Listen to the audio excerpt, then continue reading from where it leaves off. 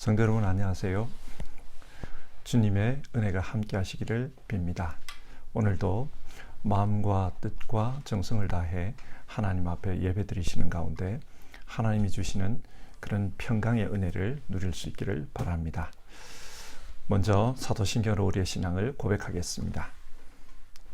나는 전능하신 아버지 하나님 천지의 창조주를 믿습니다. 나는 그의 유일하신 아들 우리 주 예수 그리스도를 믿습니다. 그는 성령으로 잉태되어 동정녀 마리아에게서 나시고 본디오 빌라도에게 고난을 받아 십자가에 못 박혀 죽으시고 장사된 지 사흘 만에 죽은 자 가운데서 다시 살아나셨으며 하늘에 오르시어 전능하신 아버지 하나님 우편에 앉아 계시다가 거기로부터 살아있는 자와 죽은 자를 심판하러 오십니다. 나는 성령을 믿으며 거룩한 공교회와 성도의 교제와 죄를 용서받는 것과 몸의 부활과 영생을 믿습니다. 아멘. 오늘 읽으실 하나님의 말씀은 사무엘상 11장부터 13장까지의 말씀입니다. 이 말씀 중에 사무엘상 13장 7절 하반절부터 14절까지를 읽겠습니다. 13장 7절 하반절부터 14절입니다. 사울은 그대로 길갈에 남아 있었고 그를 따르는 군인들은 모두 떨고 있었다. 사울은 사무엘의 말대로 이레 동안 사무엘을 기다렸으나 그는 길갈로 오지 않았다. 그러자 백성은 사울에게서 떠나 흩어지기 시작하였다. 사울은 사람들을 시켜 번제물과 화목제물을 가지고 오라고 한 다음에 자신이 직접 번제를 올렸다. 사울이 막 번제를 올리고 나자 사무엘이 도착하였다. 사울이 나가 그를 맞으며 인사를 드리니 사무엘이 꾸짖었다. 임금님이 어찌하여 이런 일을 하셨습니까? 사울이 대답을 하였다. 백성은 나에게서 떠나 흩어지고 제사장께서는 약속한 날짜에 오시지 않고 블레셋 사람은 mikmas에 모여들고 있었습니다. 이러다가는 제가 주님께 은혜를 구하기도 전에 블레셋 사람이 길갈로 내려와서 칠 것 같은 생각이 들어서 할 수 없이 번제를 드렸습니다. 사무엘이 사울에게 말하였다. 해서는 안 될 일을 하셨습니다. 주 하나님이 명하신 것을 임금님이 지키지 않으셨습니다. 명령을 어기지 않으셨더라면 임금님과 임금님의 자손이 언제까지나 이스라엘을 다스리도록 주님께서 영원토록 굳게 세워주셨을 것입니다. 그러나 이제는 임금님의 왕조가 더 이상 계속되지 못할 것입니다. 주님께서 임금님께 명하신 것을 임금님이 지키지 않으셨기 때문에 주님께서는 달리 마음에 맞는 사람을 찾아서 그를 당신의 백성을 다스릴 영도자로 세우셨습니다. 아멘. 지금 우리가 읽고 있는 사무엘상의 말씀은 이스라엘의 역사를 기록한 역사서입니다. 여러분, 하나님께서 이런 역사서를 성경 말씀으로 주신 이유가 무엇일까요? 과거의 역사를 통해 오늘을 살아가는 삶의 지혜를 배우라는 것입니다. 과거에 하나님이 어떻게 일하셨는지를 보고 오늘은 어떻게 일하실지를 알라는 것입니다. 그래서 오늘의 삶을 하나님의 뜻 가운데 살아가라. 하나님은 그것을 원하십니다. 그러면 과거 역사에서 하나님은 어떻게 일하셨습니까? 우리는 성경을 보며 이 문제에 집중해 봅시다. 그리고 오늘은 어떻게 일하실까? 이런 질문을 한번 해봅시다. 그러면 오늘 말씀을 같이 보겠습니다. 먼저 11장의 말씀입니다. 암몬 사람 나하스가 길르앗 야베스에 쳐들어왔습니다. 암몬은 요단강 동쪽에 살던 민족으로 역사에서 이스라엘과는 적대 관계였습니다. 이런 암몬이 요단 동쪽에 살던 이스라엘 사람들 길르앗 야베스를 공격했습니다. 길르앗 야베스는 힘이 약했기 때문에 전쟁보다는 협상을 원했습니다. 협상 내용은 1절, 우리가 당신을 섬기겠습니다. 암몬의 왕 나하스에게 조공을 바치고 신하로서 섬기겠다. 그것을 맹세했습니다. 그런데 암몬 사람은 그것만 가지고는 안 된다고 했습니다. 그러면 무엇이 더 필요한가? 2절인데요. 내가 너희의 오른쪽 눈을 모조리 빼겠다. 말도 안 되는 그런 조건을 내겁니다. 그것도 길르앗 야베스만 그렇게 하는 것이 아니라 온 이스라엘 백성을 다 그렇게 하겠다고 합니다. 이런 조건이 받아들여질 때에만 이스라엘과 협상을 맺고 전쟁을 그치겠다. 그렇게 말합니다. 지금 우크라이나와 러시아가 전쟁을 하고 있습니다. 두 나라가 전쟁 협상을 한다고는 하는데 협상이 타결되었다는 소식은 들려오지 않습니다. 힘이 센 나라들은 늘 이런 식으로 협상합니다. 상대방을 비참하게 만드는 그런 조건을 제시하며 조건을 받아들일 수 없다면 계속 공격하겠다. 그렇게 협박합니다. 암몬 사람들이 길르앗 야베스에게 말도 안 되는 협상 조건을 말한 이유는 싸움에서 이길 자신이 있었기 때문입니다.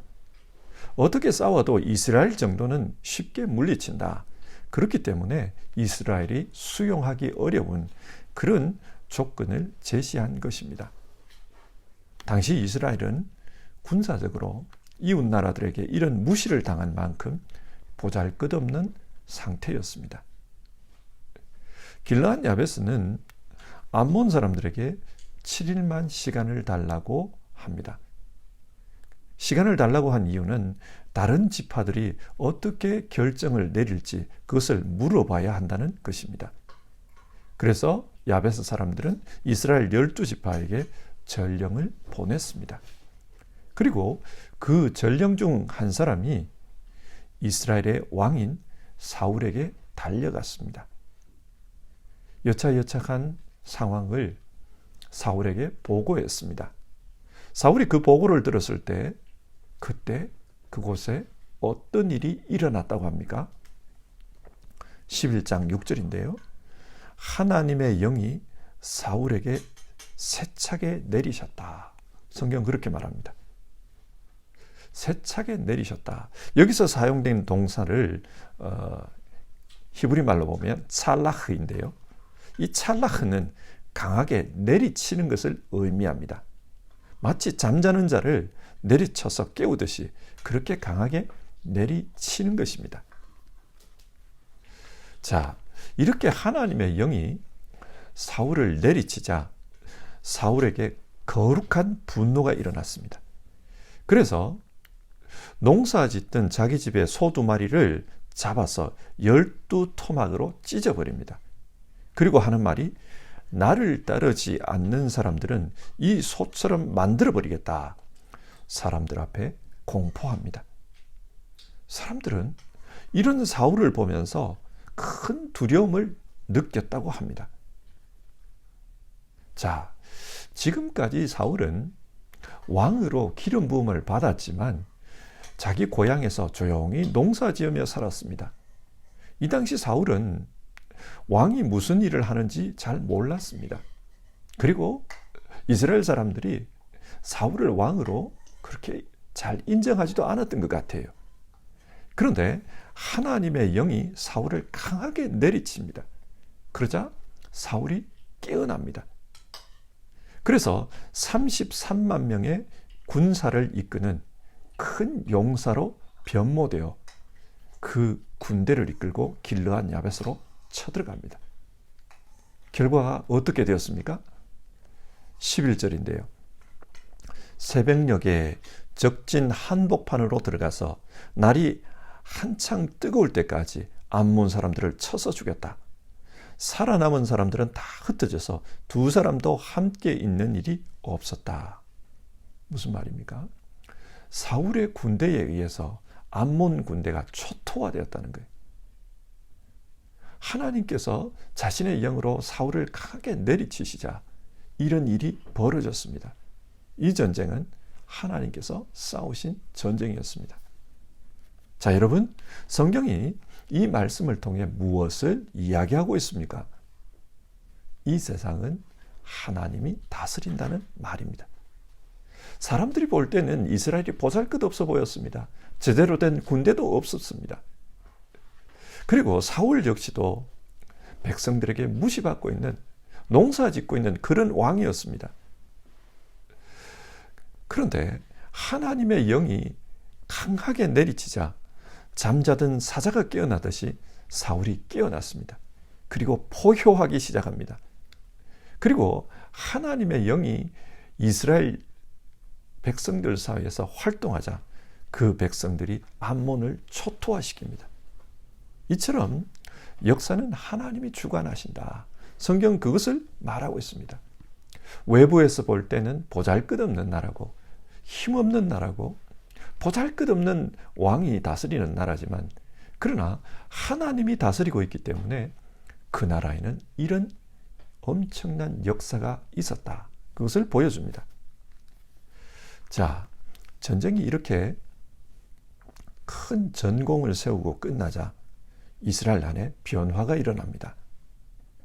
사람들이 사울을 왕으로 인정하기 시작한 것입니다. 이스라엘 백성들이 처음 우리에게도 왕을 세워주십시오, 그렇게 왕을 요구한 이유가 적들이 쳐들어왔을 때 군대를 이끌고 싸울 지도자가 필요했기 때문입니다. 지금 사울이 그 일을 잘 감당했습니다. 그래서 사람들 사이에 사울의 인기가 하늘을 찌르게 된 겁니다. 이스라엘은 이제 제대로 된 왕정국가로 변모하기 시작합니다. 그러자 사무엘은 이제는 자기 할 역할이 다 끝났다. 그래서 사사로서의 직임을 내려놓고 물러납니다. 12장은 사사로서 물러나면서 사무엘이 했던 고별 설교가 기록되어 있습니다. 이 설교 내용을 보면 사무엘이 이런 말을 합니다. 혹시 내가 사사로 있는 동안 여러분들에게 비리나 나쁜 일을 했다면 그것을 말씀하십시오. 그러면 내가 문제를 해결하고 퇴임하겠습니다. 그 이야기를 합니다. 사람들이 당신은 그런 일을 한 적이 없습니다. 늘 깨끗했습니다. 그렇게 대답합니다. 자, 사람들이 사무엘이 깨끗하게 사사로서 일했다는 것을 인정하자 이어서 사무엘은 이스라엘의 역사를 언급합니다. 이 역사를 언급하면서 하나님이 우리 백성들 가운데서 어떻게 일하셨는지를 보라고 합니다. 출애굽 시대, 사사 시대, 하나님은 계속해서 자기 일꾼을 보내주셨습니다. 그래서 그 일꾼들을 통해서 이방 민족들과 싸우고 또 이방 민족들의 침략으로부터 보호해 주셨다는 것입니다. 11절을 보면 하나님이 보내셨던 사사 이름이 나오는데 여룻바알, 베단, 입다, 그리고 사무엘 자신의 이름을 언급합니다. 여룻바알과 입다는 잘 압니다. 여룻바알은 기드온이고 입다는 입다죠. 그러면 베단은 누구인가? 좀 생소한 이름인데요. 70인 성경에서는 이 사람을 바락으로 기록하고 있습니다. 드보라 선지자와 함께 했던 그 바락이 사사였다는 거예요. 하나님은 그 바락을 통해서 가나안 군대를 물리치셨습니다. 자, 성경은 지금 이 이야기를 통해 무엇을 말하고 있습니까? 사람들은 하나님의 역사 속에서 살았지만 하나님을 보지 못했다는 것입니다. 하나님은 왕으로서 이스라엘을 다스려 주셨습니다. 왕으로서 자기가 보낸 사람들, 일꾼들, 그를 통해서 늘 이방인들과 싸워주셨고 또 그들로부터 보호해 주셨습니다. 그런데 사람들은 사람만 보았지 하나님을 보지 못했습니다. 하나님이 이스라엘의 왕이라는 것을 보지 못했습니다. 사사기의 표현을 빌려서 말해보면 그때에 이스라엘의 왕이 없으므로 사람마다 각기 제 소견에 옳은 대로 행하였더라. 사람들은 왕이신 하나님을 보지 못했습니다. 그러다 보니 하나님을 무시하고 자기 소견대로 살았습니다. 자기 소견대로 살던 이 사람들은 사무엘 시대 또 다른 적들이 나타나자 왕을 달라고 했습니다. 왕을 세워달라. 여기서 사무엘은 지금까지 하나님께서 이스라엘의 왕으로서 일하셨는데 왜 당신들은 왕을 세워달라고 요구했습니까? 인간 왕을 요구한 것은 영으로서 활동하셨던 진짜 왕이신 하나님을 모독한 행위입니다. 여러분이 하나님께 죄를 지었습니다. 그 말을 하고 있는 겁니다. 그러면서 지금 내 말이 참말이라면 오늘 하늘에서 천둥과 폭우가 내릴 것이라 그런 말을 합니다. 그런데 성경은 사무엘이 이 연설을 하던 때가 밀 거두는 시기였다 그렇게 말합니다. 이스라엘은 지중해성 기후입니다. 지중해성 기후이기 때문에 겨울에는 비가 오지만 봄부터 가을까지는 비가 오지 않습니다. 밀 베는 때란 오늘날의 달력으로 바꾸면 5월과 6월에 해당됩니다. 건기입니다. 비가 오지 않는 때입니다. 하지만 사무엘은 내가 하고 있는 이 고별 설교가 참이라면 하나님께서 하늘에서 천둥과 폭우를 내리실 거다. 그런데 진짜 그날 큰 비가 내리고 천둥이 쳤다고 합니다. 그래서 백성들이 두려워했습니다. 그래서 말하기를 우리가 우리의 모든 죄에 왕을 구하는 악을 더하였습니다. 그런 말을 합니다. 지금까지 많은 죄를 지었다는 거예요. 더하였다, 쌓았다는 말이거든요. 많은 죄를 지었지만 그 죄 위에다가 왕을 달라고 하는 큰 죄를 또 쌓았습니다. 그렇게 고백하면서 하나님 앞에 회개합니다. 자, 이런 질문을 해봅시다. 사무엘은 지금 사울을 왕으로 세우고 사사에서 물러나고 있습니다. 그렇게 사사에서 물러나는 마당에 왜 이런 설교를 합니까? 왕을 세워달라고 한 것이 하나님 앞에서 큰 죄를 지은 것이다. 왜 이런 설교를 한 것일까요? 사무엘은 이스라엘 백성들이 역사를 제대로 이해하기를 원했습니다. 이스라엘은 하나님께서 다스리는 나라라는 겁니다. 그것이 이스라엘의 역사입니다. 비록 인간이 지도자로서 다스리는 것 같아도 하나님께서 그 인간을 통해 다스리신 것이지 인간이 다스린 것은 아니다. 그것을 잊지 말라. 그걸 부탁하는 겁니다. 따라서 사울이 왕으로 다스릴 때도 진짜 왕은 하나님이시라는 것을 알고 하나님 앞에 순종해야 합니다. 그것을 당부하고 있습니다. 그래서 12장 25절을 보면 만일 당신들이 여전히 악한 행동을 한다면 당신들도 망하고 왕도 망할 것입니다. 그런 말을 합니다. 하나님이 왕이심을 인정하지 않고 지금처럼 그렇게 죄를 지으면 여러분도 망하고 왕도 망합니다. 그러니 하나님을 인정하십시오. 그분을 왕으로 섬기십시오. 그렇게 말합니다.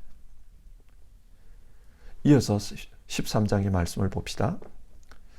사울이 왕이 되었습니다. 그리고 블레셋과의 전쟁이 일어납니다. 사울은 자신이 왕으로서 해야 할 일이 뭔지를 알았어요. 그것은 국가 안보입니다. 이스라엘을 외적으로부터 지키는 것, 그것이 자기가 할 일이라는 것을 알았습니다.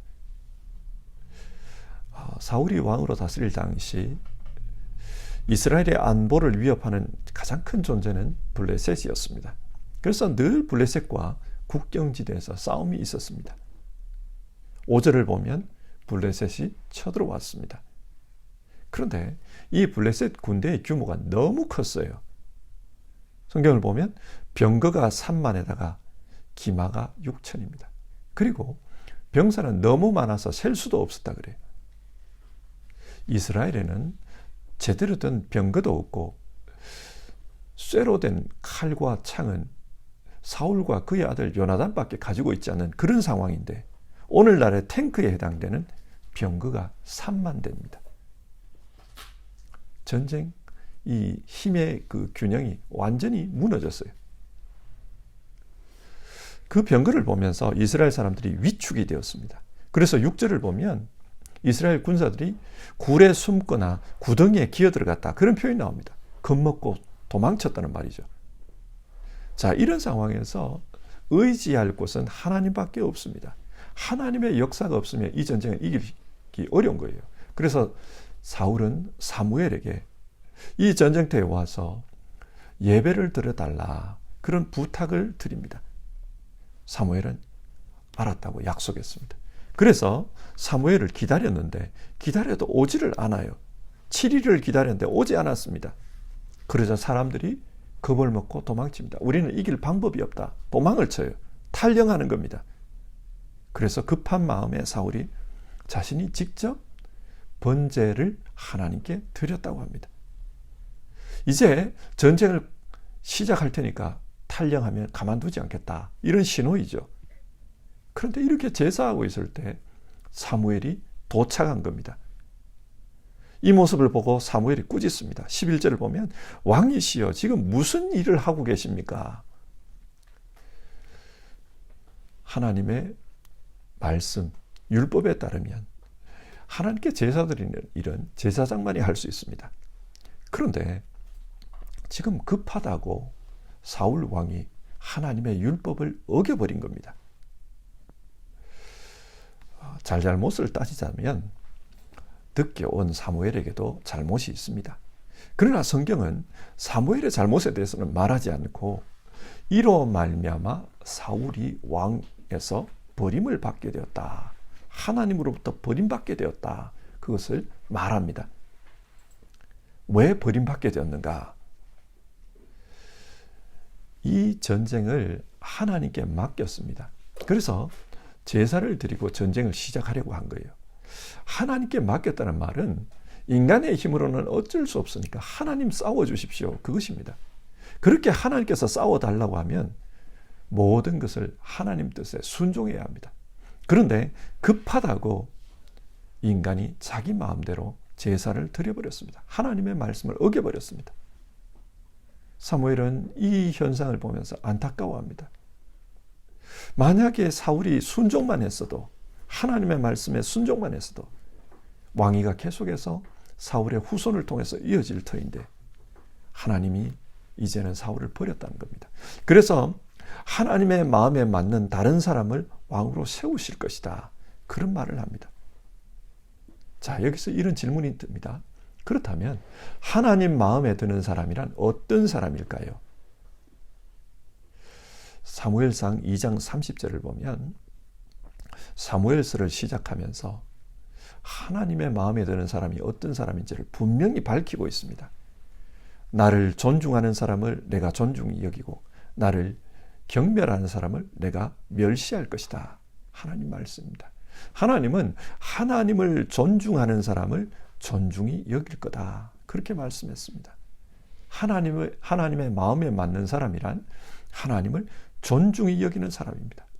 하나님을 존중히 여긴다는 것은 하나님께서 이스라엘의 왕이십니다. 그 왕의 뜻에 따라 살겠습니다. 이 태도로 사는 것이 하나님을 존중히 여기는 것입니다. 자, 오늘 말씀을 정리해 봅시다. 사무엘상 11장은 하나님께서 이스라엘의 왕으로서 싸우신다. 그것을 보여줍니다. 그래서 정말 상대가 될 것 같지 않았던 강한 암몬을 완전히 초토화시켰습니다. 어떻게 해요? 하나님의 영이 강하게 내리쳤습니다. 그래서 잠자는 사자와 같던 그런 사울을 일깨웠습니다. 뿐만 아니라 정말 보잘것없어 보였던 그 이스라엘 백성을 일깨웠습니다. 그래서 승리하게 했습니다.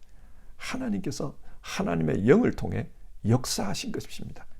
하나님이 다스립니다. 사무엘상 12장, 사무엘은 고별 설교를 통해서 이스라엘의 왕은 하나님이시라는 것을 잊지 말라. 그것을 당부했습니다. 인간 왕도 그리고 백성들도 하나님이 참 왕이시라는 것을 믿고 따를 때 그때 이스라엘이 복을 받을 수 있다. 그것을 설교했습니다. 그리고 사무엘상 13장, 사울은 블레셋과 싸우면서 상황이 너무 급해지자 하나님의 말씀을 어기고 자기가 제사해버렸습니다. 이 일로 말미암아 사울은 하나님께 버림을 받게 되는데요. 왜 버림받았냐? 하나님의 말씀에 순종하지 않았기 때문입니다. 이 사건은 사울이 하나님의 왕되심을 어떤 태도로 인정하고 있었는가, 그것을 잘 보여주고 있습니다.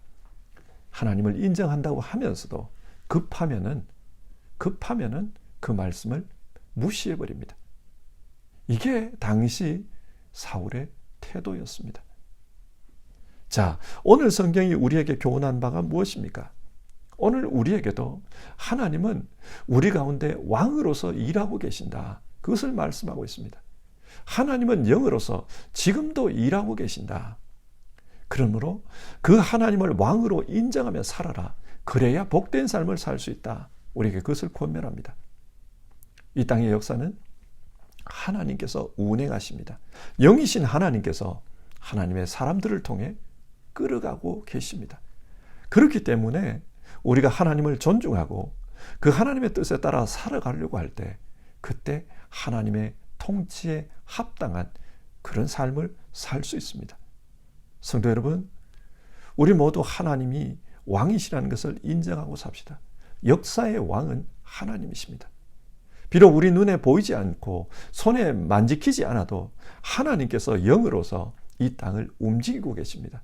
뿐만 아니라 우리 한 개인의 인생조차도 하나님께서 주관하고 계십니다.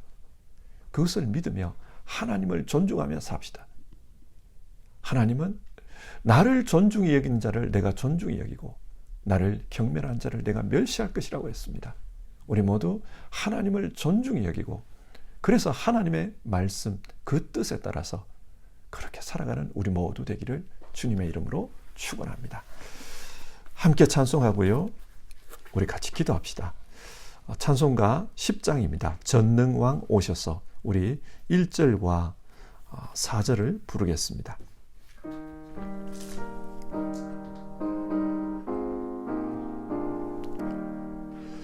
전능왕 오셔서 주 이름 찬송케 하옵소서. 영광과 권능의 성부여 오셔서 우리를 다스려 주옵소서. 성삼위일체께 한없는 찬송을 드립니다. 존귀한 주님을 영광 중 배웠고 영원히 모시게 하옵소서. 아멘. 우리 시간 같이 기도해 봅시다. 우리 눈에 보이지 않고 우리 손에 잡히지 않아도 하나님은 이 땅을 다스리는 왕이십니다. 역사의 주관자이십니다. 영이신 하나님께서 이 땅을 다스리고 계십니다. 그래서 기도합시다. 하나님, 왕이신 하나님을 인정하며 살 수 있도록 믿음을 주시옵소서. 그리고 하나님, 그 하나님의 역사를 존중하며 사는 우리 되게 하여 주시옵소서. 우리 그렇게 기도해 봅시다. 사랑을 하시는 하나님 아버지,